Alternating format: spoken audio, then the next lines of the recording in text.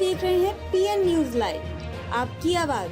शहर के विकास में रियल एस्टेट की अहम भूमिका। आयुष मंत्री वाराणसी के पंडित दीनदयाल हस्तकला संकुल में confederation of real estate developers association of India के 5वें सम्मेलन में न्यू इंडिया समिट राज्यसभा सदस्य डॉक्टर सुधांशु त्रिवेदी ने कहा कि कोरोना काल में रियल एस्टेट कारोबार काफी प्रभावित हुआ था, लेकिन कम समय में अपने को संभाल लिया। रियल एस्टेट सेक्टर विकसित भारत में महत्वपूर्ण भूमिका निभा रहा है। वर्तमान में पारदर्शी एवं आधुनिक रियल एस्टेट नीतियों से इस सेक्टर में और विकास होगा। काशी भारत की सांस्कृतिक राजधानी है। यदि रियल एस्टेट कारोबार पर मंथन करने के लिए एकत्र हुए हैं तो धर्म और कर्म के साथ आर्थिक प्रगति का मार्ग कैसे प्रशस्त हो, इस विषय पर भी हम सभी लोगों को विचार करना चाहिए। वहीं आयुष मंत्री डॉक्टर दयाशंकर मिश्र दयालु ने कहा कि रियल एस्टेट का देश प्रदेश और शहर के विकास में आम भूमिका होती है। जिस शहर को चाहते हैं सुंदर बना देते हैं।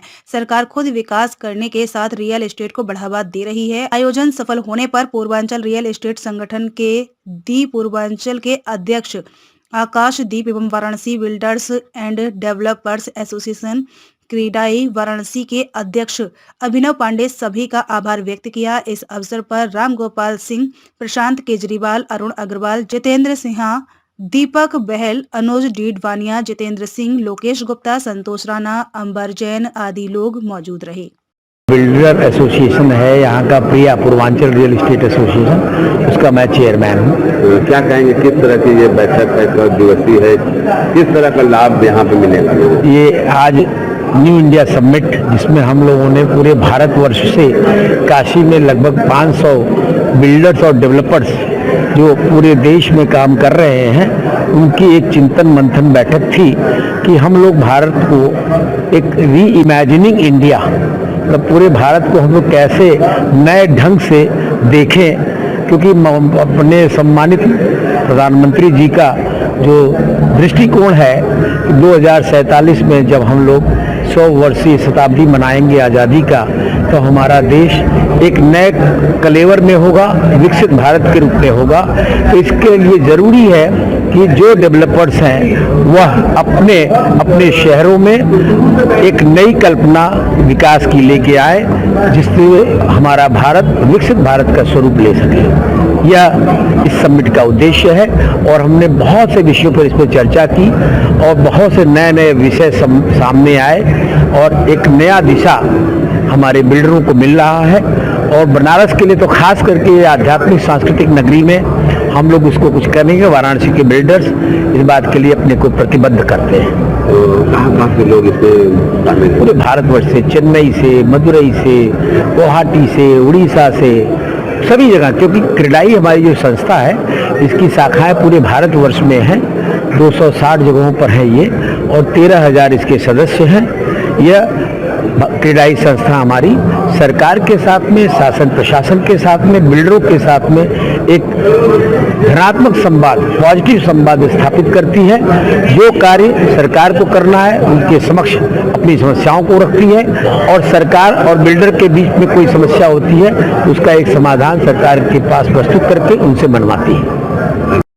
नमस्कार, मेरा नाम अभिनव पांडे है, मैं क्रीडाई वाराणसी का प्रेसिडेंट हूँ। मैं आकाशदीप, CREDAI Purvanchal president.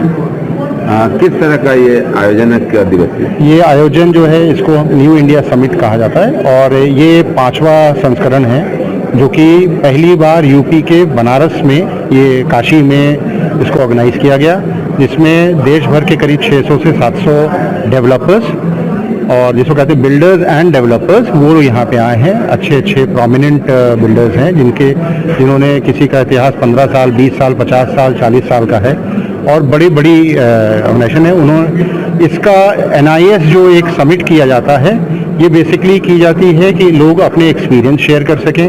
New construction technology क्या है जिसके तहत हम अपनी कॉस्ट को कम कर सकते हैं, बेटर एफिशिएंट बना सकते हैं।